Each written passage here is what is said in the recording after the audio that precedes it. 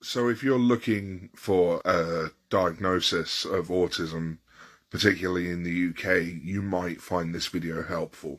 I've had quite a few comments over the last 24 hours by people who are not scared of being diagnosed, but scared of what that process might entail. Now, it's difficult for me to guarantee what that process will look like, but I can explain a bit to you about what my process looked like when I went through it. But it is different in different areas. I was referred from within secondary mental health care, called the Assessment and Treatment Service. I was placed on a waiting list for something called the Neurodevelopmental Psychology team. It was a long wait. During this wait, I had to complete forms about my experience as a human being in general. It had a lot of the standardized screening tools in it. It also looked at my anxiety, my depression. Interestingly, it also looked at my experience of dissociation. I had to get together school reports, and they wanted someone who had known me as a child to fill out similar paperwork with reference to my childhood. For me, this was my mother, and now I recognise that not everyone is privileged to have family they can approach for this. There are ways around it.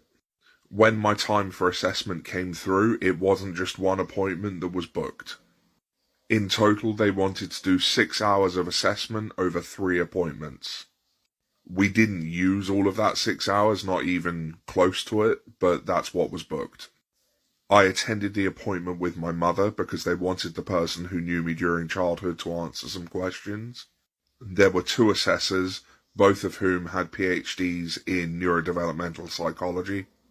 They were both qualified clinical psychologists. They asked questions about how I came across in childhood to my mother, and they asked me for my experiences of childhood.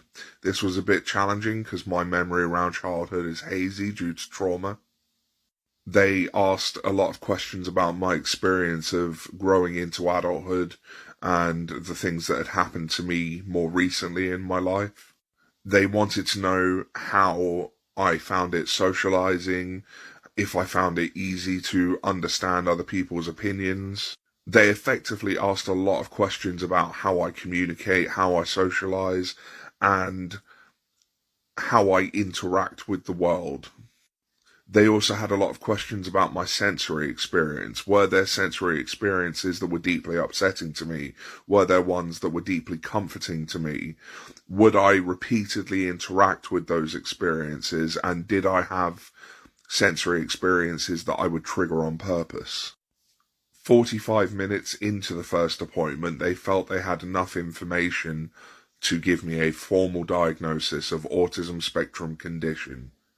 Some trusts will use more pathologizing language, but some are slightly more progressive than others. Within a week or 2 of this appointment, I had mailed out to me a diagnostic report that detailed things such as my IQ score, and the findings of their assessment, both the in-person assessment and the paperwork that I had filled out beforehand. The biggest challenge following assessment was that there isn't really a follow-up. You know, you get your diagnosis and that's it, really. Nothing else really happens. And if I'm honest, the only thing that really saved me from going down a really dark path was finding autistic people online. Anyway, that is my experience of what happened, and yours will probably look reasonably similar, but it will never be exactly the same. It's quite an overwhelming process to go through, but all in all, very worth it in my opinion, because it gives you that peace of mind. It gives you that confirmation of something that you have probably gone back and forth on, being convinced of and doubting at different times. The most important thing to remember, though, is that it doesn't change who you are. You were already autistic before the assessment. Anyway, I hope this helps demystify it for some people.